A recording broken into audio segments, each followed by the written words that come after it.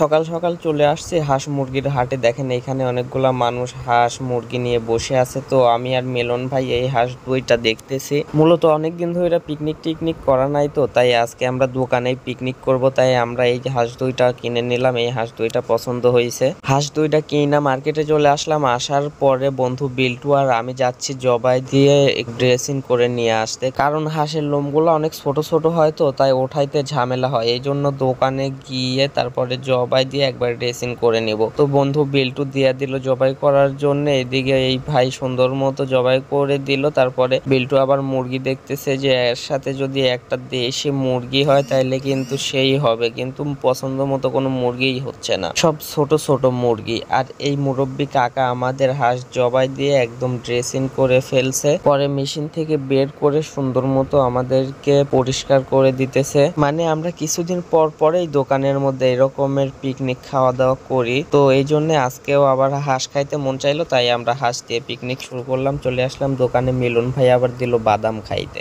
আমি বাদাম নিয়ে আমার ডেস্কে বসে পড়লাম। বসার পরে এখন আমি বাদাম খাবো। এখন বাদাম খুলতেই প্রথমেই দেখি এই দেখেন কি একটা অবস্থা, এত বড়টা বাদাম, ভেতরে মাল নাই। বাদাম টাদাম খাওয়া শেষ করে বন্ধু বিল্টু আর আমি যাচ্ছি আবার কাঁচা বাজার করতে। এখন লাগবে আমাদের মাংস রান্নার জন্য রসুন, তাই বড় ভাইয়ের গুদামে চলে আসছি রসুন নিতে। এখান থেকে রসুন টসুন নিয়ে গেলাম ময় মশলার দোকানে। এখানে ছোট ভাই আবার তেল ময় মশলা সবকিছু দিচ্ছে, কাগজ দেখতেছে, দেখার পরে কি কি লাগবে সবকিছু দিচ্ছে। সবকিছু অল্প অল্প করেই নিছি, কারণ শুধুমাত্র দুইটা হাঁস রান্না করব। এরপরে সবকিছু দেওয়ার পরে ছোট ভাই আবার ক্যালকুলেটর দিয়ে হিসাব করে করে সবকিছু ব্যাগে উঠাই দিচ্ছে।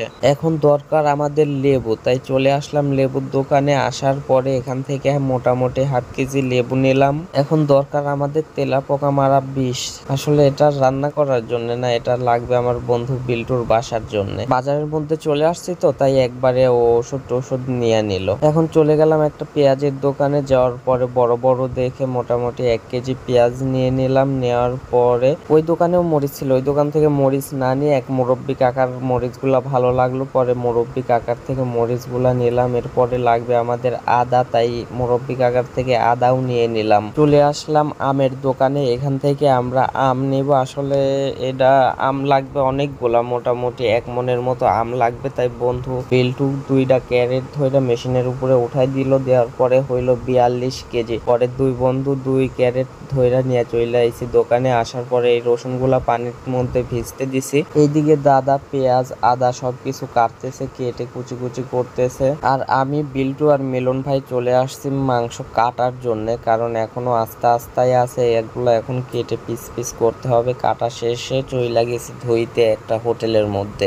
ওখান থেকে মাংস টাংস ধোয়ার পরে নিয়ে বসে আছি। তারপরে দাদা উঠাই দিল রাইস কুকারের মধ্যে রান্না করার জন্য। দেখেন আমরা রাইস কুকারের মধ্যে মাংস রান্না করি। এখন দরকার আমাদের চাউল, তাই চলে আসলাম স্বপ্নে চাউল কিনতে। আর আকাশটা দেখেন, ওয়েদারটা সেই ছিল, পুরো নীল হয়েছিল। এরপরে স্বপ্নে চলে গেলাম চাউল নিতে। স্বপ্নের ভাইকে বললাম আমাদের 1 কেজি চাউল লাগবে, পরে স্বপ্নের ভাই চাউল দিল। এরপরে চাউল টাউল নিয়ে আমি আসতেছি দোকানে। চাউল থুয়ে চলে আসছি একটা কিচেন শোরুমে। আসলে এখানে মিলন ভাইয়ের বইয়ের জন্য একটাই যে ইন্ডাকশন, তারপরে কি বলে কড়াই লাগবে, তো এই কড়াইটা কিনে নিয়ে যাব।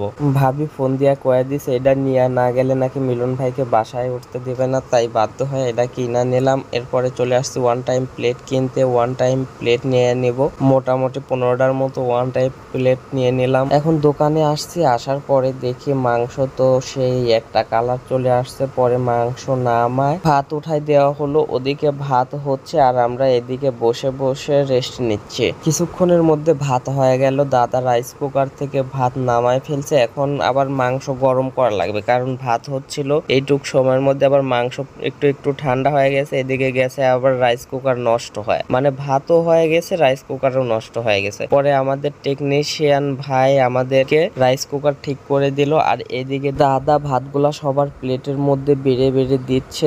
দেওয়ার পরে মাংস গরম করা শেষ, আবার মাংস সবার প্লেটের মধ্যে উঠাই দিল। দেওয়ার পরে আমরা সবাই সেই এনজয় করে হাঁসের মাংস দিয়ে গরম গরম ভাত খাইছি। আসলে হাঁসের মাংস খাইতে আমার অনেক ভালো লাগে, সেই টেস্ট হয়েছিল। আর মিলন ভাইয়ের সামনে আমরা 3 জন খাওয়া দাওয়া করে হাড় রাখছি। দেখেন হাড়ের পাহাড় হয়ে গেছে। এদিকে আমার বন্ধু বিল্টুর খাওয়া শেষ হয় নাই এখনো। পরে আমরা ঠান্ডা ঠান্ডা খাইলাম। খাওয়ার পরে দোকানটা সুন্দর মতো পরিষ্কার করে তারপরে বাসায় আসছে।